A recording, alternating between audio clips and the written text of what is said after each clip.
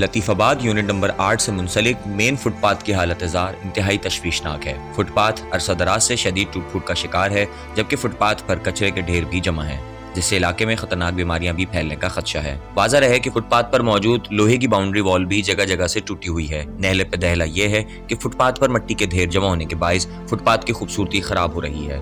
दूसरी जानिब Latifabad unit number 8 और यूनिट नंबर 7 से मुंसलिक मेन फुटपाथ भी अरसा दराज से टूट फूट का शिकार है। फुटपाथ पर मवेशियों का राज है, जबकि मकानात का मलबा भी जमा है। इसके साथ साथ मिट्टी और कचरे के ढेर फुटपाथ की खूबसूरती खराब करके इंतजामिया की कारकर्दगी पर सवालिया निशान बन चुके हैं। इलाका मकीनों ने हुक्काम बाला से पुरजोर अपील की है कि जल्द फुटपाथ की हालत पर तवज्जो दी जाए और इसकी मुरम्मत करवाई जाए।